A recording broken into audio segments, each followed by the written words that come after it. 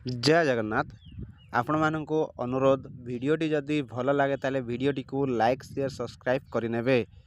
तो ओडिशार जेते भी शिशु सेविका आशायी प्रार्थी अच्छा से खुशी खबर कहीं देखो तो यही भिडियो मुझे आपण मानक जनइबे जे वैकेंसी लिस्ट केमिति पाइबे केमिति जानबे निज ब्लॉक हो बा निज गाँव बा निज विलेज रो वैकेंसी लिस्ट आपण माने केमिति पाइबे।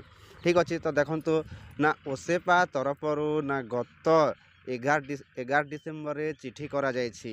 तो क्या चिठी करा जायछि देखो ना ऑल डीईओ कम डीपीसी ताले ओडिशार समस्त जिला शिक्षाधिकारी मानू चिठी करा जायछि।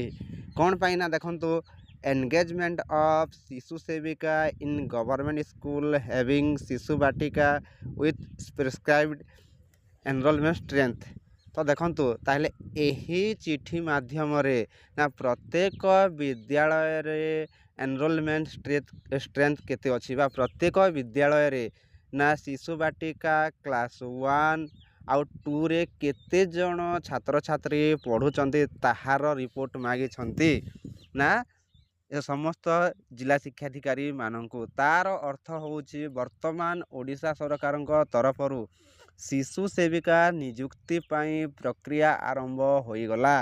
ठीक अच्छे तो देखंतु आउ एही एनरोलमेंट स्ट्रेंथ ना एही मासर बा डिसेम्बर 16 तारीख पूर्वर समस्त जिला शिक्षाधिकारी मानू सबमिट करने को निर्देश दिया जायछि। तो संभावना अच्छी जानुआरी मास सुधा शिशु सेविका नियुक्ति प्रक्रिया विद्यालय स्तर रे आरंभ होबार संभावना रही।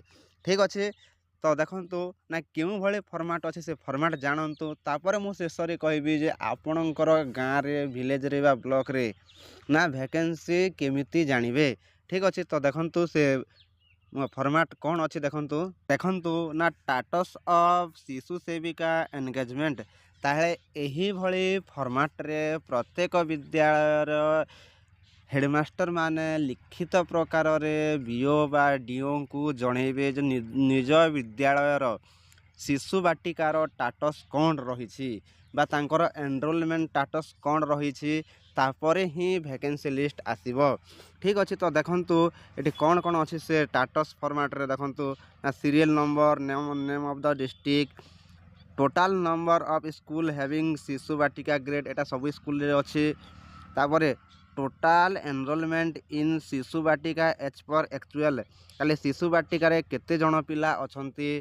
तापरे अच्छे देखंतु total enrollment in class 1 as per actual ना क्लास 1 रे केते पिला अछंती टोटाल पिला केते अछंती सेही परे ना total enrollment in class 2 as per actual ताले एटी देखंतु ना शिशु बाटिका तापरे क्लास 1 तापरे क्लास 2 ताले एही तीनोटी श्रेणी को मिसेइले जो विद्यालय रे मन रखंतु एही तीनोटी श्रेणी को मिसेइले जो विद्यालय रे टोटाल पिला जदि 30 रु अधिक हेबे मन रखंतु ताले शिशु बाटिका क्लास 1 आउ क्लास 2 एही तीनोटी श्रेणी रो पिला माननकु जदि आ मिसेइबा आउ तार टोटाल पिला जदि हेबे 30 बा 30 रु अधिक हेबे ताले सही क्षेत्र रे बा सही विद्यालय रे गोटे शिशु सेविका नियुक्ति हेबे।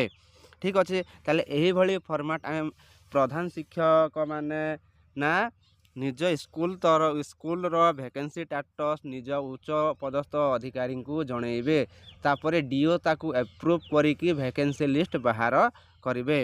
तो सीधा सड़क मु कहूँ आपण माने वैकेंसी लिस्ट न जानिकी केमिति प्रकार ना शिशु सेविका नियुक्ति पाई रेडी हो पारे देखंतु। तो आपण माने निज गाँव निज विलेज प्रधान शिक्षक सहित कांटेक्ट करंतु बा विद्यालय को जाइकी स्टेटस पचारि पारिबे। देखंतु ना निज गाँ बा निज विलेज प्रधान शिक्षक बा विद्यालय को जाइकी शिशु बाटिका क्लास 1 आउ क्लास 2 रोल स्ट्रेंथ बा स्ट्रेंथ केते अछि एनरोलमेंट स्ट्रेंथ केते अछि आपण सीधा सड़क पचारि पारिबे। आउ सही क्षेत्र में पचारिकी आपण बुझी पारिबे जे आपणकर विद्यालय रे बा आपणकर गाँव रे शिशु सेविका नियुक्ति होई पारिबो कि नाही। एटा होची सबुठु सहज माध्यम। ମନେ ରଖନ୍ତୁ ନା ଆପଣଙ୍କ ବିଦ୍ୟାଳୟ ବା ଆପଣଙ୍କ ଗାଁର ବିଦ୍ୟାଳୟର ପ୍ରଧାନ ଶିକ୍ଷକ ସହିତ କଣ୍ଟାକ୍ଟ କରନ୍ତୁ ବା ବିଦ୍ୟାଳୟକୁ ଯାଆନ୍ତୁ ଆଉ ତାଙ୍କୁ ପଚାରନ୍ତୁ। ତ ତାଙ୍କ କହିବା ମୁତାବକ ବା ଯଦି ସେହି ଗାଁରେ ଶିଶୁ ବାଟିକା କ୍ଲାସ୍ 1 ଆଉ 2ର ଯଦି ଟୋଟାଲ୍ ଏନରୋଲମେଣ୍ଟ 30ରୁ ଅଧିକ ହୁଏ ତେବେ ଶିଶୁ ସେବିକା ନିଯୁକ୍ତି ପାଇଁ ଆପଣମାନେ ସ୍ଥିର ବା ରେଡ଼ି ହୋଇପାରିବେ। ନଚେତ୍ ଆପଣମାନେ ସେହି ଜାଗାରେ ହିଁ ଶିଶୁ ସେବିକା ନିଯୁକ୍ତି ପ୍ରକ୍ରିୟା ପାଇଁ ସ୍ଥଗିତ ରଖିପାରିବେ ନିଜର ମତ। କାହିଁକି ସରକାରଙ୍କର ଯେଉଁ ଗାଇଡ଼ଲାଇନ୍ ଥିଲା ଯେ 30ରୁ ଅଧିକ ହେଲେ ବି ନା ଶିଶୁ ବାଟିକା କ୍ଲାସ୍ 1 କ୍ଲାସ୍ 2 ଏହି ତିନୋଟି ଶ୍ରେଣୀର ଛାତ୍ରଛାତ୍ରୀଙ୍କ ସଂଖ୍ୟା ଯଦି 30ରୁ ଅଧିକ ହୁଏ ତେବେ ହିଁ ସେହି ବିଦ୍ୟାଳୟରେ ଭ୍ୟାକେନ୍ସି ଲିଷ୍ଟ ବାହାରିବ, ନଚେତ୍ ବାହାରିବ ନାହିଁ। ତ ଆପଣମାନେ ସିଧାସଳଖ ପ୍ରଧାନ ଶିକ୍ଷକଙ୍କ ସହିତ ଯୋଗାଯୋଗ କରନ୍ତୁ ଆଉ ଭ୍ୟାକେନ୍ସି ବାହାରିବ କି ନାହିଁ ନିଜେ ଜାଣିପାରିବେ। ଠିକ୍ ଅଛି, ତ ଆଜିର ଭିଡ଼ିଓଟି ଏତିକି ଥିଲା। ଭିଡ଼ିଓଟିକୁ ନିହାତି ସବସ୍କ୍ରାଇବ୍ କରନ୍ତୁ।